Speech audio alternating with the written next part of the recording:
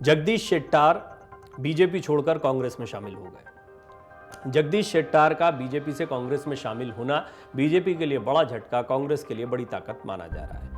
जगदीश शेट्टार ने बीएल संतोष पर गंभीर आरोप लगाए हैं और इसके साथ ही साथ जगदीश शेट्टार अब बीजेपी का जो शीर्ष नेतृत्व है उस पर भी ये कह चुके हैं पहले ही कि उनको मनाने की कोशिश नहीं की गई, कान भरे जा रहे हैं, इसका बड़ा नुकसान बीजेपी को होने वाला है। अब तो खैर वो कांग्रेस के टिकट पर हुबली धारवाड़ से लड़ रहे हैं, तो देखना दिलचस्प होगा। लेकिन इस सब के बीच में चुनाव से पहले बीजेपी छोड़कर कांग्रेस में शामिल हुए पूर्व मुख्यमंत्री जगदीश शेट्टार ने एक और बड़ा बयान दिया है।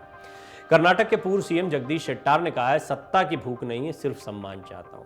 उन पर यह आरोप लग रहा था कि क्या वो सत्ता पाने के लिए कांग्रेस में चले गए हैं, तो उनको इसका स्पष्टीकरण देना था। वो सम्मान से इसको जोड़ रहे हैं, उनको ऐसा लगता है या वो ये बताना चाह रहे हैं कि उनका अपमान हुआ है बीजेपी में रहते हुए।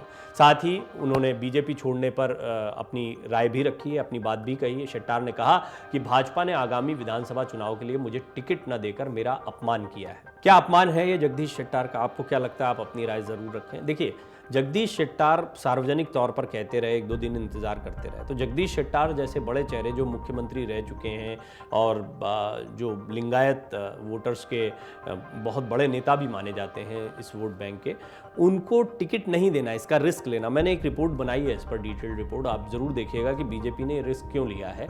तो येदुरप्पा एक बड़ा फैक्टर है। येदुरप्पा क्या नहीं चाहते थे? जगदीश शेट्टार को पसंद नहीं करते थे। बीएल संतोष पर कई आरोप लगाए जगदीश शेट्टार ने, और तेंगियार जो अब इस समय शेट्टार के खिलाफ बीजेपी के टिकट पर चुनाव लड़ रहे हैं इसी हुबली धारवाड़ से, वो भी एक फैक्टर थे। तो वजह क्या है कहना बड़ा मुश्किल है, लेकिन क्या आपको लगता है कि शेट्टार का कद इतना था बीजेपी में कि उन्हें टिकट दिया जाना चाहिए था, खासतौर पर तब जब वो बार बार मांग रहे थे आगे रहकर? कर्नाटक विधानसभा चुनाव 2023 में बीजेपी की ओर से टिकट न मिलने पर पार्टी के कई बड़े नेताओं ने दल बदल लिया है। हाल ही में कांग्रेस में शामिल हुए जगदीश शेट्टार ने 21 अप्रैल को कहा कि उनके आत्मसम्मान को ठेस पहुंची थी, जिसके चलते बीजेपी छोड़ने का फैसला लिया। समाचार एजेंसी से बातचीत में जगदीश शेट्टार ने कहा कि इससे पहले बीजेपी की ओर से निर्वाचन क्षेत्र हुबली धारवाड़ मध्य सीट से जिसने भी चुनाव लड़ा सभी हारे हैं। मैं यहां पार्टी को जीत की स्थिति में लाया। 1994 में मैं पहली बार चुनाव लड़ा और जीता, बाद में मैं फिर से चुनाव जीता। तो ये साफ है कि लोगों का मुझ पर भरोसा है। मैंने हुबली के लोगों का साथ ऐसे ही संबंध बनाए रखा। जगदीश शेट्टार ने कहा कि आगामी कर्नाटक विधानसभा चुनाव 2023 में बीजेपी की ओर से टिकट नहीं दिया जाना उनका अपमान था और उनके आत्मसम्मान को चोट पहुंची। उन्होंने कहा कि इसकी वजह से मेरे आत्मसम्मान को ठेस पहुंची है। कांग्रेस में शामिल होने के बाद मैं अपने गृह निर्वाचन क्षेत्र हुबली धारवाड़ मध्य सीट के इलाकों में गया, लोगों ने मेरा बहुत शानदार स्वागत किया। तो वो ये बता रहे हैं कि उनकी लोकप्रियता बढ़ी हुई है, उनके डिसीजन के साथ उनके लोग दिखाई दे रहे हैं। मैं आपको ये भी बता दूं कि गृह मंत्री अमित शाह से भी इस बारे में प्रश्न किया गया था। एक निजी टेलीविजन चैनल के कार्यक्रम के दौरान गृह मंत्री अमित शाह से सवाल पूछा गया, जगदीश शेट्टार छोड़कर चले गए, कितना नुकसान होगा? तो उनका कहना था कि जगदीश शेट्टार गए हैं, वोटर और कार्यकर्ता हमारे साथ बने हुए हैं। तो वो कॉन्फिडेंट दिखाई दे रहे हैं यहाँ पर कि, और वो ये भी कह रहे थे गृह मंत्री अमित शाह कि कांग्रेस अपने दम पर नहीं जीत सकती थी, ये बात तो तय हो गई।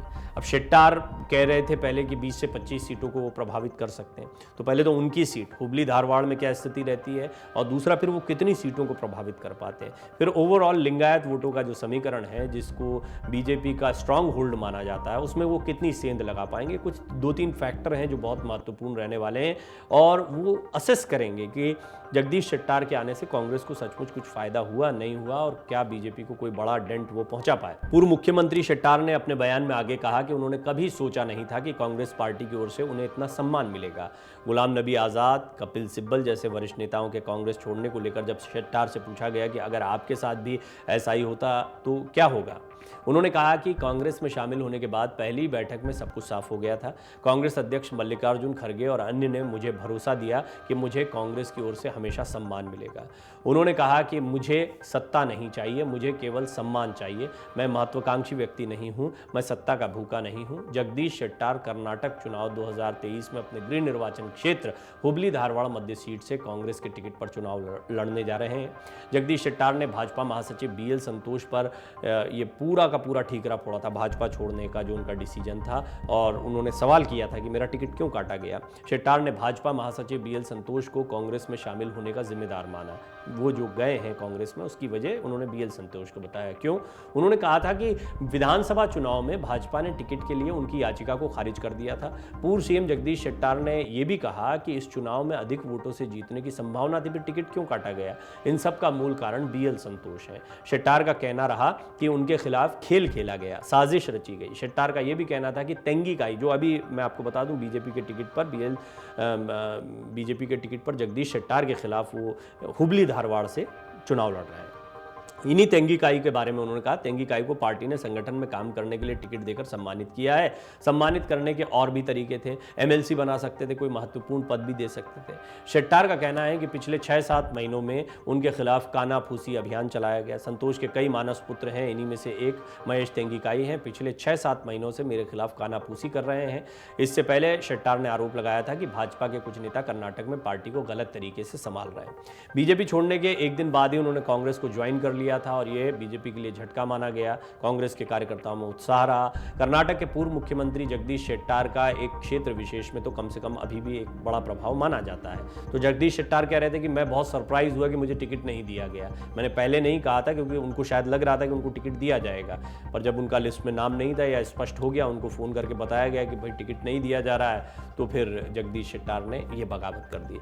16 अप्रैल को उन्होंने पार्टी से इस्तीफा दे दिया था। शेट्टार टिकट नहीं मिलने से नाराज चल रहे थे। इसके बाद 17 अप्रैल को उन्होंने कांग्रेस ज्वाइन कर ली। जगदीश अब अपने गृह क्षेत्र हुबली धारवाड़ मध्य विधानसभा क्षेत्र से कांग्रेस के टिकट पर चुनाव लड़ रहे हैं। शेट्टार से पहले 12 अप्रैल को राज्य के डिप्टी सीएम रह चुके लक्ष्मण सावदी ने भी बीजेपी से इस्तीफा दिया था। सावदी ने 14 अप्रैल को कांग्रेस का दामन थामा। अब वो कांग्रेस के टिकट पर अथानी विधानसभा से चुनाव लड़ रहे हैं। 224 सीटों वाली विधानसभा चुनाव जो है वो 10 मई को उसमें मतदान होना है और एक ही चरण में मतदान हो जाएगा। नतीजे 13 मई को घोषित कर दिए जाएंगे। बड़ा दिलचस्प हो गया कर्नाटक का चुनाव। देखना होगा जगदीश शेट्टार वो जितना भी कह रहे हैं सम्मान या दूसरी चीज़ें, लेकिन इसका एक बड़ी वजह ये भी मानी जा रही है कि बीजेपी चाहती थी उनको रोकना। बीजेपी इतना बड़ा रिस्क नहीं लेती, लेकिन शायद जगदीश शेट्टार हवा को समझ रहे हैं, तो उनको शायद ये बयान जो देना पड़ा कि मुझे सत्ता की भूख नहीं। तो इस सत्ता की भूख तभी बोला जाता है कि क्या कांग्रेस सत्ता में आ रही है, उसके चांसेस एंटी इनकम्बेंसी की वजह से इतिहास को देखते हुए ज़्यादा लग रहे हैं, इसलिए जगदीश शेट्टार वहां पर चले गए। कहना बड़ा मुश्किल है, आपकी राय बहुत महत्वपूर्ण है, आप जरूर। मन से उजाला कर चले, मन से